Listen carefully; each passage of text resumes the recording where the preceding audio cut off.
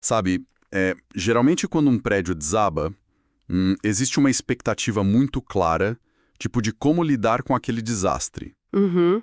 É algo bem prático, né? Exato. É um problema de pura engenharia. Uma construtora pega lá a planta baixa original, aí eles calculam a distribuição de peso, avaliam a tensão do concreto e, bom, com o tempo vão empilhando tijolo por tijolo de volta. Tudo baseado em pura matemática. A física nos dá esse conforto, sabe, da previsibilidade. O que traz, assim, uma enorme sensação de segurança para nós. A gente adora cenários onde as coisas podem ser medidas, categorizadas e consertadas seguindo um manual de instruções bem rígido. Nossa, sim. O problema, e aqui é que a coisa complica, começa quando a gente vira essa lente para a mente humana. Pois é. Porque, tipo, quando o que desmorona é a capacidade de um indivíduo de lidar com a própria realidade, não existe planta baixa. O manual de engenharia perde toda a utilidade. Totalmente inútil. É. Nós olhamos para um cenário de colapso interno onde as regras da física simplesmente não se aplicam mais. E a pessoa se vê ali, sabe, nos escombros da própria identidade. E esse é exatamente o território sem mapas que a gente vai explorar na nossa imersão profunda de hoje.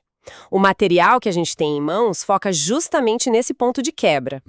Nós vamos analisar um conjunto de slides muito interessante chamado A Mecânica da Esperança, que faz parte dos arquivos do projeto Despertar.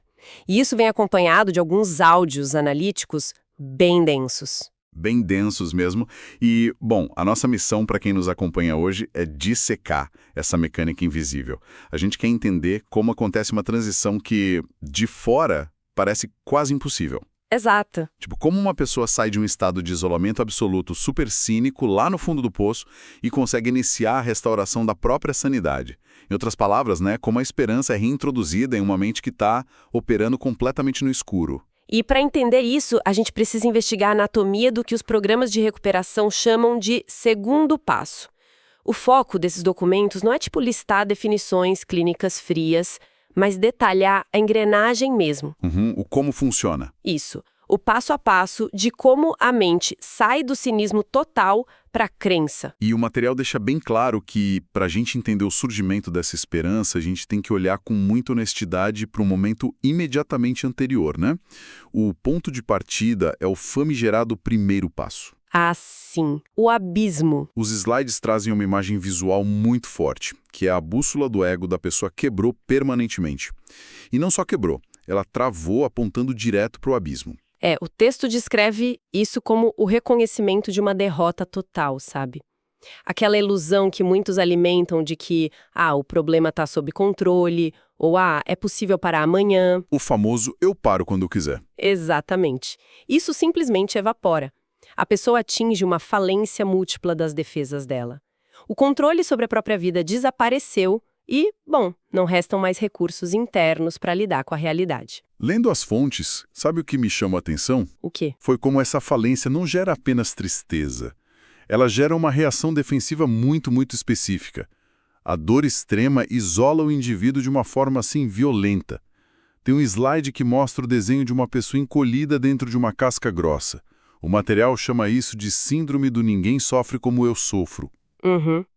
O conceito da síndrome da dor única aponta que a mente cria uma narrativa encapsulada para se proteger, né? Exato. O cinismo vira o escudo final, aí o indivíduo passa a acreditar ferozmente que a tragédia dele é absolutamente singular. O pensamento é tipo, a minha dor é tão profunda, as minhas circunstâncias são tão específicas, que nenhum outro ser humano no universo seria capaz de compreender o meu desespero. É uma armadilha. Sim, e a lógica perversa dessa armadilha é muito clara. Porque se ninguém no mundo consegue entender a complexidade da minha dor, então ninguém no mundo tem a capacidade de me oferecer ajuda. O isolamento se torna autossustentável. Ok, vamos desempacotar isso, porque eu olho para esse cenário e eu vejo um paradoxo gigante. Como assim?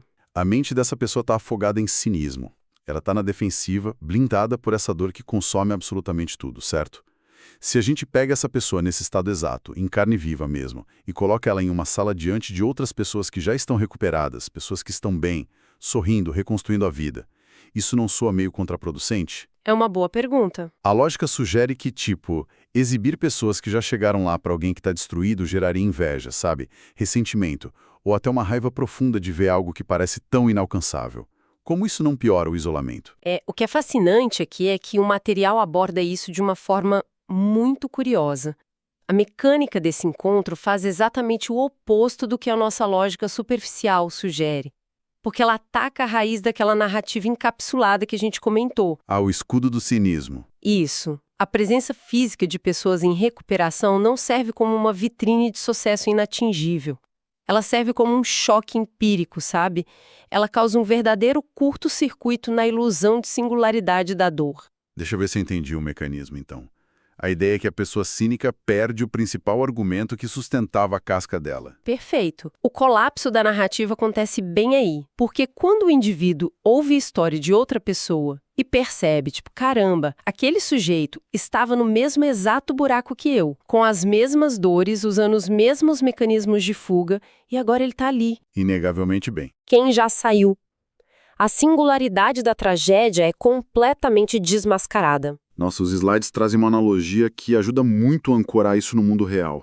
Eles descrevem a pessoa no fundo do poço como alguém completamente esgotado, né, perdido na escuridão de uma caverna profunda. É uma imagem forte. Se alguém vira para essa pessoa que não tem recurso interno nenhum e exige que ela crie esperança a partir da própria força de vontade, é como exigir que ela invente o fogo esfregando pedras molhadas no escuro. É impossível. É uma demanda inútil e cruel porque a energia ali é zero. A estratégia descrita no segundo passo é que a pessoa não precisa criar luz alguma. Ela só precisa abrir os olhos e seguir a lanterna de quem já está caminhando na caverna. E com isso, o peso da performance é retirado dela. Seguir a lanterna de um estranho que conhece o caminho exige uma quantidade mínima de energia, sabe, em comparação com aquela exigência irreal de criar autossuficiência do nada. É um caminho muito prático para quem não aguenta mais ficar de pé. Sim. E aqui é que a coisa fica realmente interessante. O texto introduz um termo para esse momento que eu achei fascinante: o empréstimo de fé. Ah, essa parte é genial. É uma lógica quase financeira, né? Pensa que o limite de crédito emocional da pessoa está totalmente zerado. O nome dela está no Serasa das emoções. Ela perdeu o crédito consigo mesma e não tem como bancar a própria crença na vida. Como que funciona essa transação na prática? Então, como o indivíduo não tem capacidade de ter fé no processo ou nele mesmo, ele terceiriza essa função temporariamente. O grupo de apoio ou as pessoas que carregam as lanternas na nossa analogia atuam como fiadores provisórios. Fiadores emocionais. Exato. A dinâmica interna é algo tipo, bom, eu não acredito que isso vá funcionar para mim. A minha mente diz que eu estou fadada ao fracasso. Mas, poxa, eu estou vendo com meus próprios olhos que funcionou para vocês. Então, eu vou usar a crença de vocês como uma muleta provisória. É um suporte externo até que o próprio limite de crédito interno seja reconstruído. Mas aí a gente esbarra em um problema clássico do ser humano, né? O ceticismo. O indivíduo começa a caminhar, a poeira baixa, a crise imediata diminui um pouquinho e a mente analítica desperta do coma. O ceticismo volta com força total. E os documentos do Projeto Despertar apontam direto para o grande elefante na sala nesse estágio de recuperação. Sim, o famoso conceito do poder superior. Os próprios áudios de análise admitem que esse é o maior ponto de atrito de todos. Olha, eu vou te parar agora mesmo, porque a gente precisa ser muito franco sobre o impacto dessa expressão. Pode falar. No momento em que alguém ouve ou lê poder superior, eu imagino que uma enorme parcela das pessoas cruze os braços na mesma hora. Para mentes hiperracionais ou para quem carrega, sabe, traumas causados por instituições religiosas, isso soa como um alarme vermelho estridente, soa muito como dogma. Com certeza. A pessoa inevitavelmente pensa, espera aí, para consertar a minha vida eu vou ter que engolir uma teologia complexa ou passar por uma lavagem cerebral. Como que o texto defende isso sem alienar quem é cético? Isso levanta uma questão importante e o material lida com isso propondo uma desconstrução focada puramente no utilitarismo. O Projeto Despertar deixa a teologia totalmente de fora da equação. Tá, e como eles definem isso então? Essa força maior não precisa ser uma figura divina tradicional, entende? Pode ser o fluxo da natureza, os princípios da física, ou simplesmente a energia coletiva daquele grupo de apoio que está funcionando como fiador. O foco não é compreender a natureza do universo, mas sim entender o poder superior primariamente como uma ferramenta. Uma ferramenta prática. Os autores usam a analogia do smartphone para explicar isso, né? Eu achei brilhante. Pensa em uma emergência grave, tipo uma situação de vida ou morte. A pessoa precisa pedir socorro pelo celular. Uhum. Para conseguir ajuda, ela não tem a menor obrigação de compreender a física quântica dos microchips. Ela não precisa saber a órbita dos satélites ou como os pacotes de dados são roteados. Qual é o único requisito real para sobreviver ali? Aceitar segurar o aparelho e apertar o botão de ligar. Exatamente isso. A compreensão teórica de como a ferramenta funciona não é um pré-requisito para receber a ajuda que ela oferece. A pessoa só precisa admitir que, bom, o aparelho funciona na mão dos outros e tentar usar. É o utilitarismo puro. E o objetivo de acionar essa ferramenta analógica é gerar o que os slides chamam de deslocamento do eixo. Porque pensa bem, se a gente investigar quem estava dirigindo as decisões dessa pessoa até o momento do colapso total, a resposta é invariavelmente o seu próprio ego. O mesmo ego ferido, reativo e cínico. Pois é, e insistir que a mesma mente que projetou o colapso do prédio seja a arquiteta responsável pela reconstrução desafia a lógica, né? Totalmente. O indivíduo precisa tirar as mãos do volante. Essa transferência de controle para um repositório externo, seja o grupo ou qualquer outra concepção de força maior, produz uma rendição libertadora. Que alívio. Sim, ao desistir daquela obrigação impossível de tentar controlar todas as variáveis do ambiente e das outras pessoas, o indivíduo libera um espaço mental gigantesco. E é justamente nesse espaço vazio que a cura começa a respirar. Então, o que isso tudo significa na prática?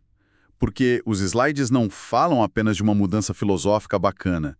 Eles mencionam uma reestruturação cognitiva. O cérebro físico da pessoa realmente muda de padrão. Muda. E a neurobiologia do trauma e do vício nos ajuda a entender bem essa parte. Durante o auge da crise, o cérebro opera sob um viés de confirmação muito intenso, sempre focado na negatividade. A amígdala, que é a central de medo do cérebro, fica hiperativa. O mundo inteiro é mapeado como uma ameaça contínua. O que fornece a justificativa perfeita para o isolamento e para a busca de anestésicos, né? Exato. O cérebro só processa o que confirma a tragédia. Exato. A pessoa rejeita ajuda porque o filtro cognitivo dela distorce essa ajuda, interpretando tudo como falso, perigoso ou insuficiente. Mas e quando acontece o deslocamento do eixo? Aí a mágica acontece. Quando o indivíduo abandona a tentativa de controlar tudo, esse viés de confirmação é interrompido. O filtro de percepção começa a registrar outras frequências, sabe? A mente, que antes só detectava a catástrofe iminente, passa a reconhecer as oportunidades de suporte, as conexões humanas que já estavam lá disponíveis e eram ignoradas, e os pequenos alívios diários. A lente muda da sobrevivência reativa para a receptividade. Isso nos leva a uma discussão que, para mim, muda as regras do jogo sobre o que significa estar curado. O material do projeto contrasta a visão do dicionário clínico com a vivência real do sofrimento. Se a gente consultar um manual de psiquiatria, a definição de sanidade costuma ser bastante estéril. Sim, bem técnica. É descrita muitas vezes como a mera ausência de psicose, né? De delírios ou alucinações. O cérebro está operando dentro da normalidade técnica. E pronto. Mas o material argumenta que isso não é o suficiente, certo? De jeito nenhum. A mera ausência de alucinação não significa que uma alma humana esteja sã ou funcional. A definição de sanidade proposta pelo projeto é muito mais profunda. Trata-se da superação progressiva do medo paralisante de existir. Nossa, pesado. É a capacidade de habitar a realidade sem precisar desesperadamente de um escudo, entende? Seja esse escudo o cinismo extremo, o isolamento social ou substâncias químicas. O material descreve que sem esses escudos, a mente fica temporariamente em carne viva. Qualquer brisa parece uma tempestade. E a solução para não viver em carne viva é a construção do que eles chamam de um estômago emocional. Mas espera aí, eu preciso trazer uma provocação aqui. A promessa implícita na recuperação não é a felicidade. Ah, o grande mito. Pois é, o objetivo não deveria ser alcançar uma vida de alegria e plenitude. Por que o material dá tanta ênfase na capacidade de apenas tolerar as coisas mundanas? Parece meio deprimente. Parece, né? Mas é porque a vida real não é uma montanha-russa de euforia contínua. Para um cérebro que estava acostumado com a avalanche química de vícios ou com a intensidade daquele caos constante, a paz inicial é perturbadora. Como assim? O silêncio soa como uma ameaça. A tranquilidade é lida como um tédio insuportável. A dependência do caos faz com que os picos de estresse pareçam o estado normal. Caramba. Então, ter um estômago emocional significa recalibrar essa expectativa de intensidade. É conseguir, sei lá, sentar em uma terça-feira comum, às 3 da tarde, ouvir o barulho do relógio na parede e não sentir o impulso de destruir a própria vida para gerar algum tipo de estímulo. É bem isso. É engolir a frustração ácida de um e-mail atravessado no trabalho e não transformar isso em um pretexto para o colapso. É suportar a ansiedade de uma conta atrasada em cima da mesa sem procurar uma rota de fuga anestésica. E a tolerância a essa lentidão da vida ordinária não surge do dia para a noite. Ela é construída de forma muito orgânica, tropeço após tropeço. O estômago emocional é, na verdade, a resiliência pragmática. O que se conecta perfeitamente com a identidade visual do Projeto Despertar. Sabe o logotipo deles? Mostra uma pessoa de braços abertos com o sol nascendo ao fundo.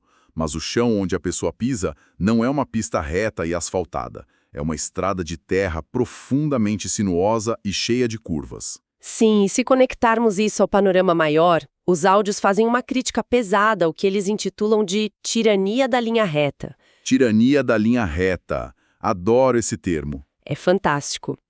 Essa tirania é a expectativa tóxica de que a jornada de melhora é uma ascensão matemática, impecável e ininterrupta. É um peso irreal, né? A sociedade vende essa ideia de que quando alguém decide melhorar de vida ou enfrentar um trauma, o caminho dali para frente vai ser apenas de vitórias diárias, uma progressão geométrica rumo ao sucesso absoluto. E se houver um passo em falso, pronto, a pessoa falhou completamente. E é aí que a estrada sinuosa do logotipo serve para validar a honestidade brutal da recuperação humana. A jornada real possui pontos cegos. Vão existir curvas tão fechadas que a luz do sol vai desaparecer temporariamente e a escuridão da caverna vai parecer estar de volta, entende? As recaídas emocionais. Sim. Haverá dias em que a vontade de reconstruir o escudo do cinismo será quase incontrolável e a estrada cheia de curvas avisa que tudo isso é normal. O retrocesso aparente faz parte da anatomia do avanço. E o material expande essa reflexão criticando muito como a cultura atual agrava a quebra do ser humano. Nós vivemos em uma época que idolatra a autossuficiência. Nas dinâmicas corporativas, nas redes sociais, vende-se a ilusão de que o ápice da evolução humana é a hiperindependência. Exato. Dar conta de absolutamente tudo sozinho, sem nunca demonstrar cansaço. A vulnerabilidade ou a admissão de fraqueza são punidas socialmente, tratadas como falhas de caráter. Mas o que os dados e as histórias de colapso nos mostram é que a hiperindependência é um mito perigosíssimo. O controle ferrenho e o isolamento orgulhoso são, na verdade, os grandes arquitetos dos piores colapsos psicológicos. Isolar-se para não parecer fraco desconecta o indivíduo da única rede que poderia ancorá-lo à realidade antes de a estrutura inteira ruir. As notas do projeto trazem uma frase que resume isso com uma precisão cirúrgica. Diz assim: o orgulho de não precisar de ninguém é, ironicamente, a própria pá que a pessoa usou para cavar o poço onde ela caiu. Nossa, forte. O orgulho não é a proteção, né? Ele é a ferramenta da destruição. E o que a mecânica do segundo passo nos prova é que a urgência de conexão e o ato de estender a mão não são um atestado de incapacidade. Eles são a essência da nossa biologia. É através da interdependência que a cura deixa de ser uma teoria abstrata e se materializa em um caminho caminhável. E a beleza dessa análise reside no fato de que esses princípios não ficam restritos às paredes de clínicas de recuperação para dependências severas. A necessidade de deslocar o eixo de controle, de baixar a guarda defensiva e de abandonar o cinismo se aplica a quase todos os cenários do sofrimento humano moderno. A todos nós, na verdade. Sim, as falhas estruturais da mente não são exclusivas de quem sofre de um vício extremo. A exaustão mental, o burnout, o luto, a perda de sentido, tudo isso nos empurra para a beira do mesmo abismo. Em algum momento da vida, toda estrutura encontra o seu limite de carga. Todo mundo quebra. E quando os pilares cedem, todos nós precisamos urgentemente de alguém que nos ajude a suportar o peso do teto. É uma constatação que nivela todos nós, né? Isso me faz voltar àquela imagem da abertura da nossa imersão de hoje, a do prédio colapsando. Vendo toda a mecânica dessa jornada, fica claro que a verdadeira liberdade não é flutuar sozinho, livre de qualquer amarra, fingindo que não precisamos de nada. Nós sempre estaremos ancorados a algo. A grande questão é escolher a que tipo de âncora nós vamos nos prender. A ilusão do indivíduo flutuante é totalmente insustentável. Isso nos deixa com um pensamento instigante tirado da essência das fontes para quem nos acompanha hoje. Quando as tempestades da vida realmente destroem as nossas paredes defensivas, o nosso instinto é acreditar que a autonomia significa ficar sozinho nos escombros, segurando o peso de tudo para provar a própria força. Mas sabe, talvez a sanidade máxima seja justamente o oposto. A força monumental não está em se isolar, mas na coragem quieta de baixar as ferramentas quebradas, reconhecer a própria exaustão e simplesmente aceitar a lanterna de um estranho que já conhece o caminho de volta para a luz do sol. É lindo isso. Que todos consigam ter a sabedoria de escolher as lanternas certas quando a escuridão apertar e a paciência de continuar caminhando, curva após curva, com a certeza de que a lentidão faz parte da cura. Muito bem dito. E a gente fica por aqui. Até a próxima imersão profunda.